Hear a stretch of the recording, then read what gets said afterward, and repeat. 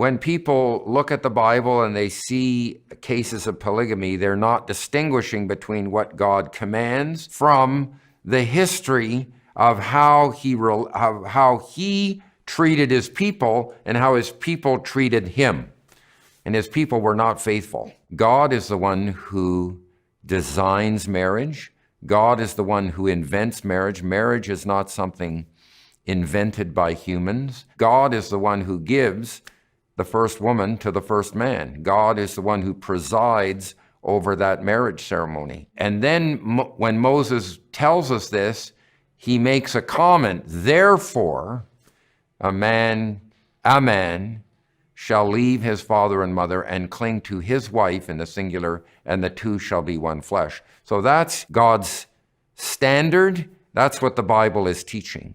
We should distinguish that from the Bible as a divine history of God's relationships with his people. These relationships are called covenants. A covenant is like a marriage where two parties make a commitment to be devoted to each other, to be loyal, to be faithful. We see that God creates that kind of a relationship with Adam and Eve, but they are disloyal. They do not believe his word. They do not obey him, and they plunge humanity into chaos and evil. God makes a new start with Noah, and then that also goes down the tubes. God makes a new start with Abraham and his family. Then God makes a covenant with Israel, the family of Abraham. And the whole history of the Old Testament is a history of how human partners are unfaithful, human partners are disloyal. They do not believe in the word of God.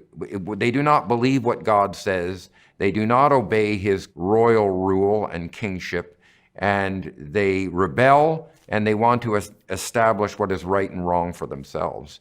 And so in that history, we see a constant violation of the original standard. And so that's what we're seeing. We see that with Abraham, God promises him a child. He doesn't trust God. He doesn't wait for God. He tries to do it on his own strength, and he has a relationship with Sarah's female servant. Jacob also has 2 wives. Is that a wonderful relationship? No, it's not a wonderful relationship. The Bible is showing that this brings in all kinds of trouble. In the book of Judges, it tells us that these judges had many wives. Why? Because they were aspiring to be king. So most people in the ancient Near East only had one wife. Only kings could afford to have many wives. So when you read the Bible is not promoting polygamy. It's showing us that only royal figures had many wives. And it's also showing us that this is not ideal, that this caused all kinds of difficulty and hardship and trouble and the fighting among the wives and it's not a satisfactory relationship. We see that in the case of David. Nathan the prophet came to him and spoke to him and gave a parable about a guy who had many sheep and a poor man who had only one sheep. And when someone came and he had to show hospitality, instead of slaughtering one of his many sheep, he stole the one sheep that this poor man had. And all that is saying is, you have many wives and still you're not satisfied. So it shows that having many wives is not a satisfactory relationship. You have many wives and you're not satisfied, and you have to go and steal the one woman that this one person has. We see that in the case of Solomon. Solomon is a tragic figure because he did not practice what he preached. So you have the wisdom of Solomon in what he wrote, but we don't see the wisdom of Solomon in the way he lived. He disregarded his own wise principles. He multiplied wives, which is expressly forbidden for kings in Deuteronomy 17. The king is not to multiply wives, not to multiply gold, not to multiply horses, because who is a king going to marry?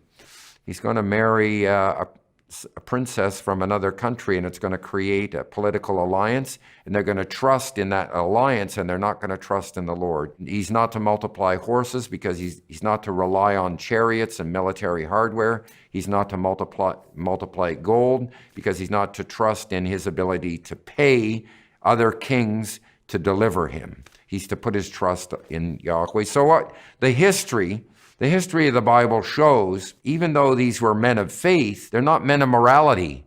Not everything they did was moral. If you look at the New Testament and look at what Jesus says in the New Testament and look at what the apostles say, they never hold up anyone from the Old Testament as a moral example. They hold them up as examples of faith, but not as examples of morality.